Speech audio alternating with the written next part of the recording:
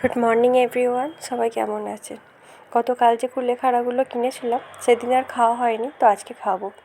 এগুলো একটু দেখে নিচ্ছি, তাও দেখার কিছু নেই, সবই ভালো। তো অনেকগুলোই দিয়েছে, 5 টাকা আটেনি, বাট অনেকগুলো দিয়েছে, 3বার হয়ে যাবে সেদ্ধ করা।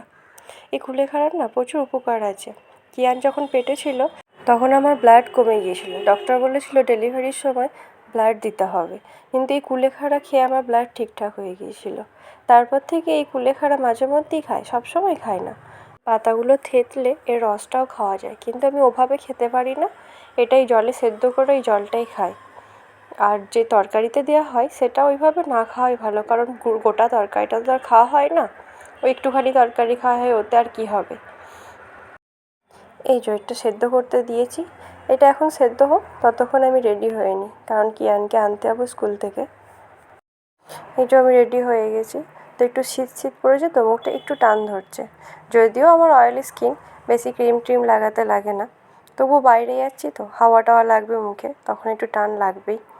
তো কিছু ইউজ করলেই মুখে আরও তেল হয়ে যায়। তবে অয়েলি স্কিনে উপকারও আছে, পিম্পল খুব একটা বেরোয় না।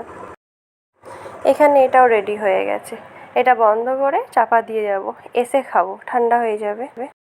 নিচে নামতেই বাস এসে গেছে, দাঁড়াতে হয়নি গো। উঠে আবার সিটও পেয়ে গেছি। তো উঠতে গিয়ে একটু পায়ে লেগে গিয়েছিল, তারপর এই চারপাশটা একটু ফটো তুলছি, বেশ ভালো লাগছে। তারপর স্কুল এসে পৌঁছে গেছি। স্কুলের গাড়ি আর এই মাঠটাতেই খেলা হয় মাঝে মধ্যে। আর ওই যে স্কুলে আর একজন গার্জেন এসে দাঁড়িয়ে আছে। টোটো আসছে।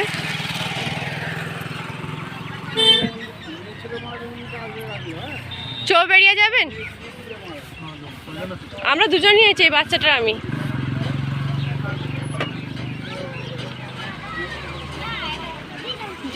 আমরা দুজন আছি বলে ওই টোটোটা গেল না। এই টোটোটা দাঁড়ালো, নিয়ে যাবে বলল, তারপর কি হলো কি জানি, সোজা চলে গেল। তারপর আমরা দাঁড়িয়ে রইলাম, অনেকক্ষণ বাদ আর একটা টোটো এলো, দিয়ে আমরা চাপলাম। তারপর বোরিং হচ্ছিল বলে ওকে দেখাতে বলছিলাম কেমন করে স্কুলে নাচছিলে। তারপরে এই দাদাটা এলো, এই দিকেই যাচ্ছিল, হয়তো কোনো ভাড়া যাচ্ছে রিজার্ভে। তো আমাদেরকে নিয়ে গেল, বললো রাস্তার ধারেই তো। আমি বললাম হ্যাঁ রাস্তার ধারেই, তাই বোধহয় নিয়ে গেল, নাহলে দুজনের জন্য হয়তো যেত না। চারদিকে এখন ধান কাটা চলছে, সবাই ধান কাটছে। বাড়ি এসে গেছি, আর কুলেখাড়ার সেদ্ধ জলটা খাবো বলে রেডি করছি। একটুখানি নুন দিলে গন্ধ বা কষাটা লাগে না, সেজন্য একটু নুন দিলাম, আর এই জলটা ঢেলে নিচ্ছি। তারপর এবার খেয়ে নেব। কিয়ানকে চান টান করিয়ে দিয়েছি, আমারও হয়ে গেছে, দিয়ে এবার ওকে খাওয়াতে বসেছি।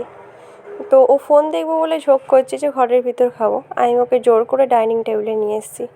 এত মাংস খেতে ভালোবাসে, মুখ দিয়ে খেতে যাচ্ছে। তরকারি আরও হয়েছে, কিন্তু ওর মাংস থাকলে আর কিছু তরকারি লাগে না, ওর ওই একটা তরকারি দিয়েই খাওয়া হয়ে যায়।